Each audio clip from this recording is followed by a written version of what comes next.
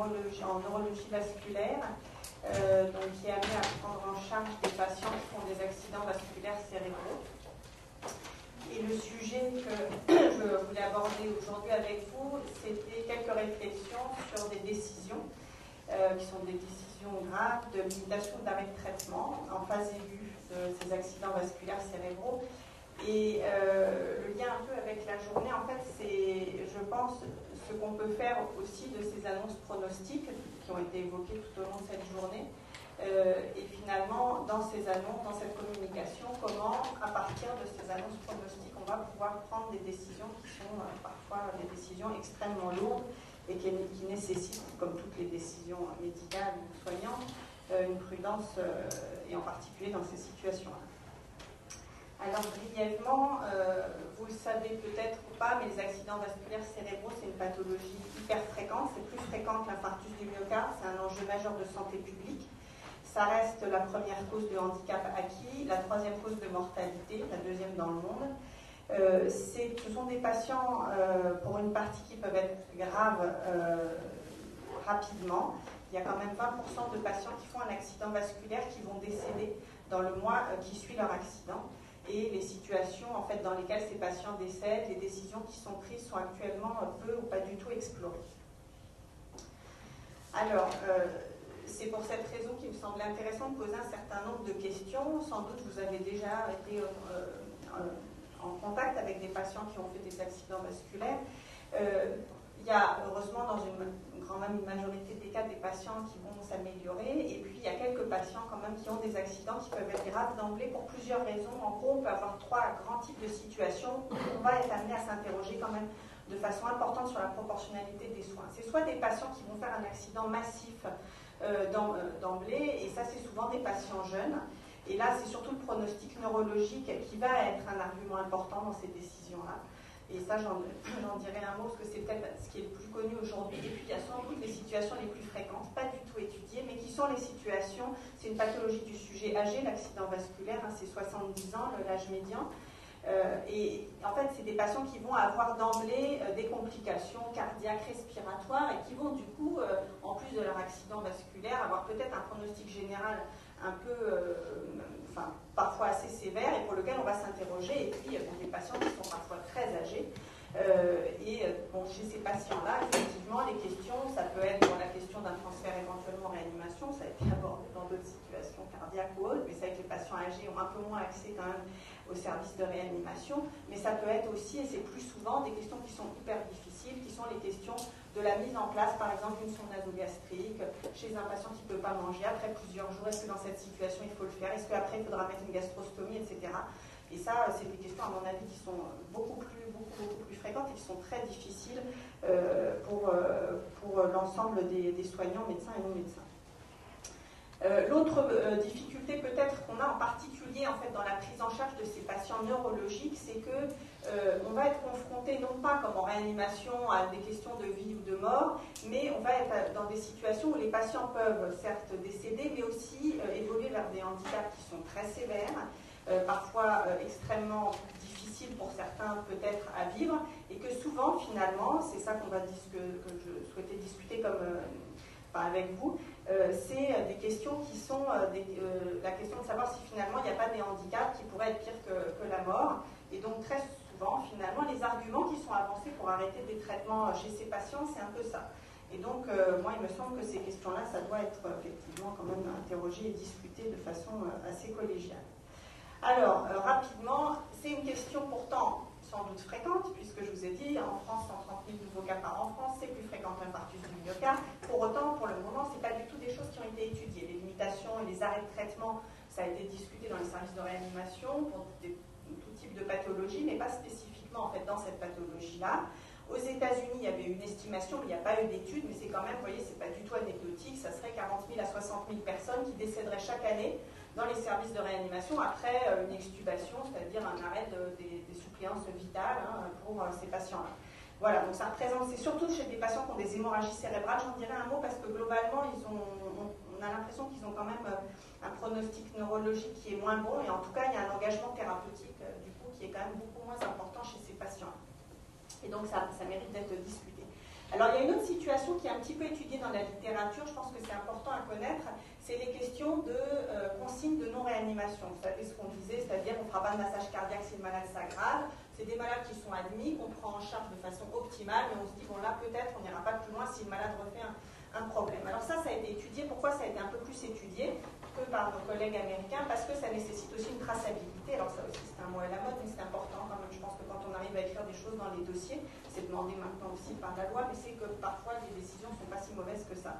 Donc cette traçabilité des consignes de non-réanimation, ça a permis quelques études, et aux États-Unis, c'est pas du tout, moi ça m'a paru très important, c'est quand même un tiers de tous les patients, pas les graves, tous les patients qui arrivent aux urgences aux États-Unis, il y a eu pas mal d'études, notamment en Californie, pour un tiers de ces patients, il y a des consignes de non-réanimation qui sont prises.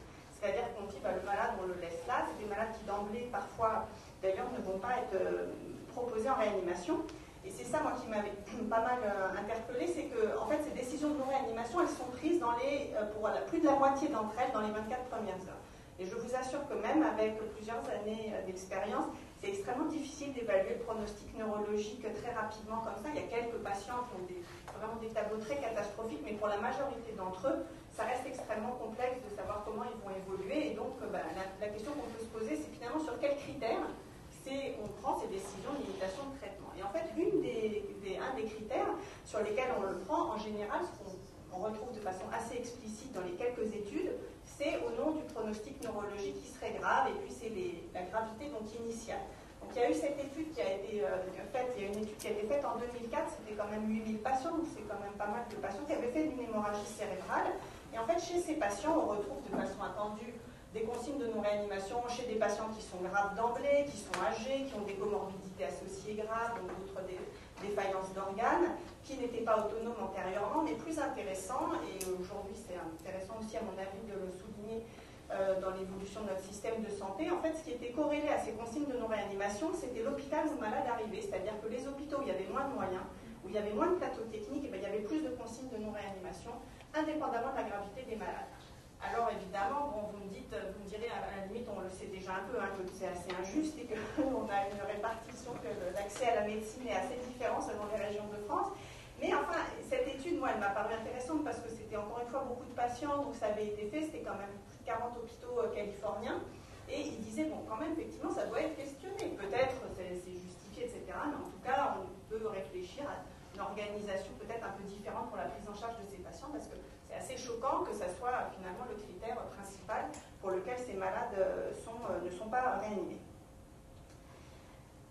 Alors, un mot maintenant pour dire, puisque finalement on considère qu'aujourd'hui les décisions sont prises sur une gravité neurologique, je vais juste dire deux mots sur ces points-là.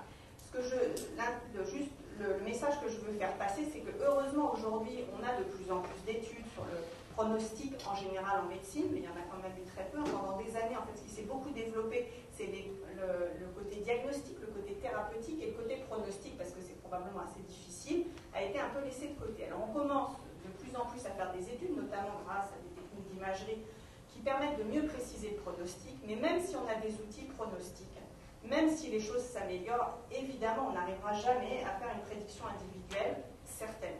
Et il faut pouvoir raisonner et décider à partir de cette incertitude pronostique. Et ça me paraît un point majeur, parce qu'aujourd'hui, on arrive toujours, il y a des gens qui essaient de construire des scores et de dire, voilà, quand le malade aura un tel score, et ce pauvre malade, il est là, et on l'a pas pris en tant que personne humaine, mais il a un score, et donc comme il a ce score-là, il ne sera pas pris en charge. Il faut être vigilant, c'est très utile, ça guide des décisions, je ne dis pas du tout que ce n'est pas utile, au contraire, c'est très important, mais néanmoins il faut savoir les réinterroger, comme il faut savoir réinterroger l'âge, c'est-à-dire qu'il y a un certain nombre de critères qui sont importants.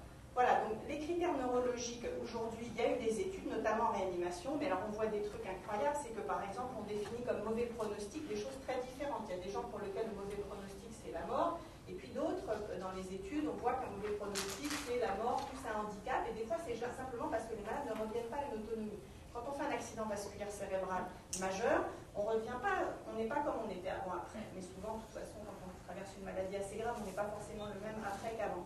Mais quand les malades peuvent reprendre la marche, etc., je vais en dire un mot, il y a quand même des gens qui arrivent à garder une qualité de vie très satisfaisante, voire même meilleure que ceux à qui n'est rien arrivé. Voilà. Tout ça pour dire qu'aujourd'hui, ça nécessite quand même d'être interrogé, cette question en général, hein, qu'on avance dans toutes les décisions de limitation de traitement, et en particulier en neurologie, mais finalement ça peut être vrai un peu ailleurs, sur le fait que le pronostic est quelque chose de très complexe à définir, qu'il reste une incertitude des connaissances, que même quand on les aura, on améliorera ces connaissances, c'est une exigence éthique, hein, comme disait Gadamer, c'est très important bien évidemment d'améliorer ces connaissances, mais la prédiction individuelle, elle est toujours par essence impossible de façon certaine.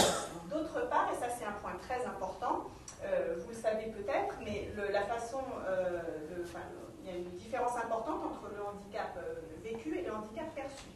Autrement dit, on a les patients qui ont un handicap vivent en général beaucoup mieux que ce qu'on pense qu'ils vivent. Donc, il y avait eu, les premières études avaient été faites chez des patients tétraplégiques, mais 90% des patients qui sont tétraplégiques considèrent qu'ils ont une très bonne qualité de vie, alors que 90% d'entre nous, y compris d'ailleurs des gens dans le milieu soignant, considèrent que c'est une qualité de vie vraiment pas bonne du tout. Hein. Donc, ça, il y a des études qui sortent, et même chez des patients, pour ceux qui connaissent ces situations, vous savez, souvent qui sont un peu considérées comme vraiment des handicaps très lourds, les Locked-in syndrome, là, comme le scaphandre et le papillon. Bon, ces handicaps qui sont quand même extrêmement lourds. Il y a une étude qui a été publiée récemment sur la qualité de vie de ces patients, et il y en a plus de 50% qui ont une qualité de vie équivalent à des gens, entre guillemets, dits normaux. Donc ça interroge. Moi, je ne dis pas que tout le monde est un héros du handicap, parce que c'est pas vrai.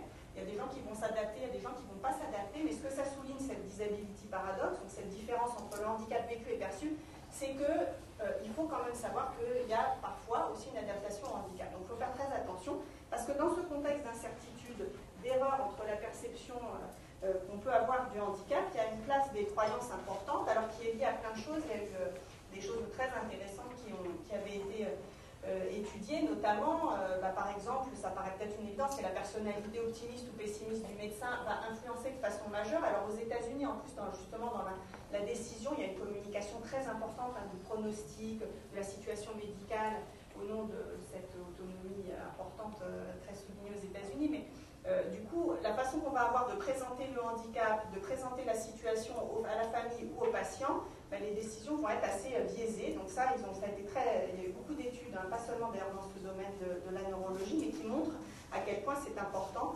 d'être le plus complet possible dans ces informations, que en plus les soignants en général et les médecins en particulier méconnaissent souvent, même en essayant de le faire, les souhaits des patients, et qu'ils sous-évaluent de façon régulière l'adaptation des patients au handicap. Donc tout ça pour dire que ces biais dans les décisions, dans la communication qu'on peut avoir dans les informations, elle est importante à connaître. C'est comme ça, hein, c'est pas, on ne peut pas, on a chacun nos personnalités, notre histoire, qui font qu'on va avoir une représentation du handicap, etc. Mais c'est important, et c'est pour ça que c'est important aussi dans ces situations qu'il y ait une collégialité et que l'ensemble des équipes puissent dire ce qu'elle a à dire dans ces décisions, qui sont quand même des décisions hyper graves. Parce qu'au final, en fait, il y a autre chose aussi qui a été pas mal décrit là, ces dernières années en médecine, en particulier en réanimation et un petit peu en neurologie, c'est que dans ces situations où finalement on ne sait pas très bien, on a une représentation chacun un peu différente du handicap, certains assez mauvais, il va y avoir des conduites, des actes, si vous voulez, des prises en charge qui vont être guidées évidemment par ces représentations et qui peuvent aboutir finalement à ce qu'on appelle des prophéties autoréalisatrices, c'est-à-dire que vous allez avoir une croyance, par exemple, alors ça c'est connu pour les hémorragies cérébrales, mais c'est important parce que les études sont toutes biaisées à cause de ça. On va considérer que le patient il a un très mauvais pronostic parce qu'il a une hémorragie cérébrale, donc du coup, l'engagement thérapeutique va être moindre. Le malade n'ira peut-être pas en réanimation, ou en tout cas on n'ira pas très très loin dans l'escalade thérapeutique, et puis le malade va décéder, et donc on avait raison, puisqu'on avait dit qu'il allait mourir. Bon, et donc ça a été montré, et quand je dis c'est important, c'est-à-dire que dans les études, ça sort de façon indépendante de la gravité initiale. En réanimation, ils ont fait des scores absolument extraordinaires, qui sont très bien quand même, qui ont beaucoup servi, notamment aussi pour évaluer la qualité des soins. Mais enfin, ça a permis de montrer dans ces réanimations que finalement, les malades mouraient plus de l'acte médical, enfin de la décision médicale qui avait été prise, que de la gravité initiale. Je vais tout vous embrouiller parce qu'après c'est pour montrer que c'est complexe. Mais voilà, donc l'idée c'est que ça c'est quelque chose qui est connu pour les hémorragies cérébrales, et ça pose problème parce qu'aujourd'hui en fait on dit qu'il y a 40% des patients qui font une hémorragie cérébrale qui meurent à 1 mois, mais en fait ils meurent aussi à 1 mois parce que toutes les études qui se sont intéressées à ça, cet élément élément-là de la prise en charge du niveau d'engagement thérapeutique n'a pas été pris en compte. Voilà. Donc c'est juste important, et c'est depuis peu finalement que c'est un peu discuté. Il y a eu un article en 2001, et puis depuis plus rien du tout, et puis là, il y a 3 ans, en fait, ça a commencé à être un peu rediscuté. Mais enfin, moi, il me semble que ces éléments-là, ils sont importants à connaître. C'est très compliqué. Il ne faut pas réanimer tout le monde pour voir ce qui va se passer. Il faut faire attention aussi à la conséquence inverse. Mais en tout cas, il faut savoir qu'il y a quand même un certain nombre de biais dans ces décisions. Ce sont des décisions graves et que du coup, il y a sûrement aussi d'autres critères qui sont importants. Et notamment, évidemment, de s'interroger, surtout quand on parle de handicap inacceptable, finalement on prendrait cette décision pour pas que le patient garde un handicap qu'il ne supporterait pas, évidemment, c'est d'interroger le patient. D'essayer d'avoir, si dans la mesure du possible, au moins une idée de ce qu'il aurait pu souhaiter, de ce qu'il aurait pu exprimer. Alors dans la pathologie vasculaire cérébrale, à la différence de la pathologie dont Nadine a parlé tout à l'heure, nous, nos patients, ça vient d'un seul coup, et donc en général, il n'y a pas eu de directive anticipée, ça n'a pas été tellement abordé, mais on peut en parler de temps en temps avec nos proches de ce que ça peut représenter le handicap, en sachant qu'il faut être vigilant. Parce que, effectivement, une fois que ça vous arrive, eh ben, on le vit probablement. Je pense qu'il n'y a pas beaucoup d'entre nous qui disent c'est super d'être handicapé. Néanmoins, donc voilà, quand ça vous arrive, on s'adapte comme on peut. Et donc ça, il faut faire aussi un peu attention à ces problèmes des directives anticipées qui peuvent effectivement être un peu variables dans le temps. Alors, je souligne juste l'importance de pouvoir communiquer avec certains patients qui ne sont pas communicants verbalement, mais avec qui on peut tout à fait échanger, qui sont des patients justement à l'opt-in syndrome, donc ces patients, vous savez, qui sont complètement paralysés, qui ne peuvent échanger qu'à partir de mouvements des paupières. On a un alphabet, c'est comme ça que Jean-Dominique Bobby, qui a écrit Scaphandre et le papillon, a écrit son livre, et puis d'autres après, a pu communiquer. Donc c'est hyper important, hein. Vraiment, ces patients-là, il ne faut pas les exclure. Ils peuvent avoir envie ou non de participer à une décision les concernant, mais enfin, il y en a beaucoup d'autres comme ça, qui au nom de difficultés de communication, parce que ça prend énormément de temps, ne sont pas consultés. Et ça, effectivement, il faut y faire attention, parce que voilà, enfin, c'est un élément quand même très très important dans ces décisions-là. La place des proches est essentielle, évidemment. Nadine en a dit un mot aussi par rapport aux aidants, etc. Mais c'est vrai qu'après, non seulement c'est important parce qu'ils peuvent être le témoin de ce que le malade aurait pu souhaiter, et puis c'est important de pouvoir échanger avec eux parce qu'après, quand même, c'est eux aussi qui vont accompagner parfois des patients avec un handicap très lourd. Et puis, bien évidemment, dans ces questions-là, je pense qu'on ne peut pas faire l'impasse de s'interroger aujourd'hui sur le lien entre la représentation que nous avons du handicap et les moyens que la société donne aujourd'hui pour la prise en charge de ces patients. Ça devient extrêmement difficile de pouvoir prendre en charge des patients avec des handicaps très lourds. Il n'y a quasiment aucune structure, notamment en Île-de-France, pour la prise en charge de ces patients, notamment les patients à l'opt-in. Et bon, forcément, ça a un retentissement aussi sur la qualité de vie de ces patients et sur la représentation que les soignants peuvent avoir et même les citoyens que nous sommes. Et par ailleurs, dans ce contexte-là, on est effectivement soumis à d'autres contraintes qui vont pouvoir effectivement influencer nos décisions de limitation de traitement, qui sont qu'aujourd'hui, que ce soit les places de réanimation ou les places dans nos unités spécialisées, donc qui prennent en charge ces patients à la phase aiguë d'un accident vasculaire, ce sont des ressources très rares. Actuellement, on estime que 20-30% des patients qui font un accident vasculaire peuvent avoir accès à ces unités-là. Du coup, évidemment, il y a des choix qui se font de façon parfois très arbitraire parce qu'on n'a pas voulu décider au niveau de la société. Ça peut tout à fait être, tout ça est assez complexe. Mais en tout cas, c'est difficile parce que finalement, ça revient à la responsabilité du médecin que de faire des choix et de dire ce malade, ça va être plus utile d'admettre ce malade-là parce que telle ou telle raison. C'est très arbitraire et on a de plus en plus cette pression-là en fait que de faire ces choix-là en sachant que derrière, bon, en plus il y a des problèmes de durée de séjour maintenant, c'est que quand on commence à admettre un patient qui est très lourdement, qui a un accident très grave, ça peut être 6 mois dans un service, et que évidemment maintenant ils ont créé des séjours, des créations de réunions pour les séjours extrêmes, pour qu'on puisse se faire taper sur les doigts parce qu'on n'a pas pris les bons malades. Donc c'est vrai que c'est un vrai souci de savoir quels sont les bons malades aujourd'hui et comment est-ce qu'il faut faire dans ce contexte de contraintes, mais ça pose des questions quand même extrêmement difficiles et honnêtement c'est vraiment du quotidien ça. Vous l'avez sans doute peut-être déjà rencontré dans les différents services parce que je pense que ça dépasse largement aussi la neurologie. Voilà, les places d'amont, donc les places pour accueillir ces patients sont rares, les places d'aval sont très rares également, donc très insuffisantes aujourd'hui. C'est beaucoup plus sexy de développer les unités neurovasculaires, très techniques et tout. Enfin, moi, j'en dirige une, je suis très très contente qu'on ait eu des moyens pour développer ces unités neurovasculaires en France. C'était important, ça réduit 30% la mortalité, c'est hyper important. Mais s'il n'y a rien derrière, ça sert à rien. C'est-à-dire que si derrière, on ne peut pas avoir des soins de suite qui les prennent en charge, si on ne peut pas avoir de kiné à domicile, parce qu'aujourd'hui, à quoi ça sert qu'on se décarcasse au début? Vraiment, je pense que ça, il va falloir qu'il y ait un débat. Et on peut décider dans notre société qu'on ne fait pas le choix de prendre en charge ces patients-là de façon collective, on peut le décider. Mais aujourd'hui, on n'a pas décidé. Et du coup, on se retrouve de plus en plus. Et bon, ceux qui en font le plus les frais, je pense, c'est les urgences et la réanimation pour les malades les plus graves. Parce qu'après, c'est des patients qui sont difficiles. Voilà, il y a des mauvais malades, et les mauvais malades, c'est les malades graves, c'est les malades vulnérables, c'est les malades qui n'ont pas de papier, et c'est tous ces patients, et ça pose vraiment des questions, je pense, qui dépassent, enfin qui devraient faire l'objet d'un débat citoyen. C'est peut-être très à la mode et ça paraît très galvaudé, mais ça me paraît quand même important de le discuter. Voilà, donc pour vous montrer un peu c'était pour souligner les différentes, les différents critères, les différents arguments qui sont avancés dans ces décisions, dépasse donc cette question finalement du pronostic, qui touche effectivement à la retraite, à ce que le patient pourrait décider, à la place des proches et puis à toutes ces contraintes organisationnelles auxquelles on est soumis.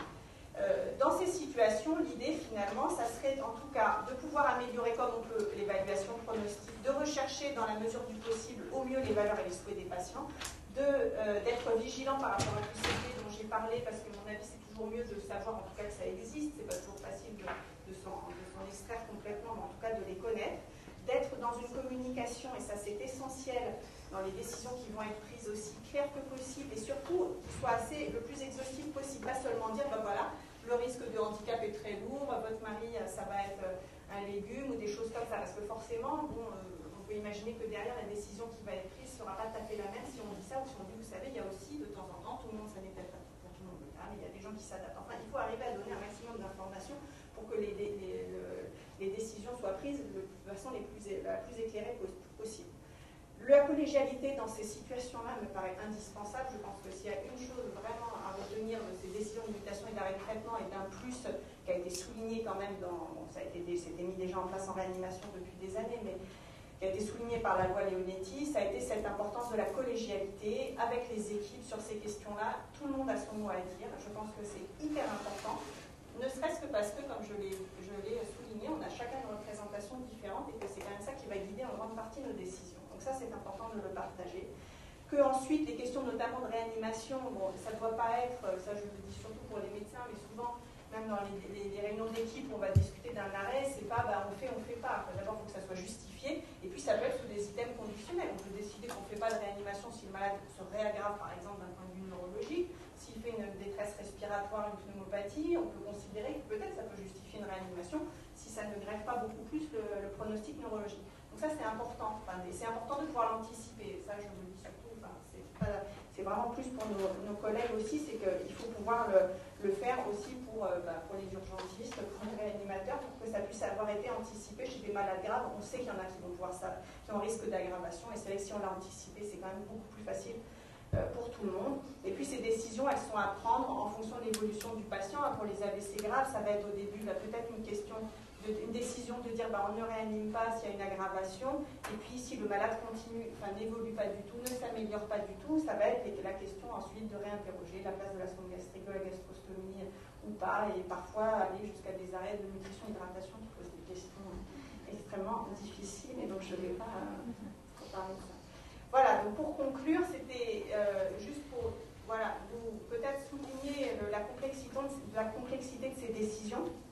Je ne vous ai pas trop embrouillé, mais l'idée c'était quand même de montrer que souvent on dit c'est assez simple finalement, ce malade-là il a un pronostic qui n'est pas bon, donc c'est pas la peine d'aller plus loin. C'est un peu plus compliqué que ça. Le pronostic est difficile, il y a une incertitude médicale qui persistera toujours, elle est d'ailleurs très riche et intéressante à questionner. Il y a des biais fréquents, il y a des contraintes organisationnelles sur lesquelles on peut un peu jouer, puis d'autres un peu moins. Mais en tout cas qui sont importantes à prendre en compte dans ces décisions, parce que ça ne doit pas être un critère, évidemment, de dire qu'on ne va pas réanimer un malade parce qu'on n'a pas la possibilité de le prendre en charge après. Ou alors, en tout cas, ça, c'est pas la peine de le prendre en soignant dans cette décision. Voilà, donc on a des améliorations aussi de connaissances, comme je l'ai dit, l'évaluation des pratiques, je pense que c'est quelque chose de très important aussi dans ces situations d'AVC grave, d'évaluer la démarche palliative chez ces patients-là, etc. C'est des choses qu'il faut arriver à mettre en place.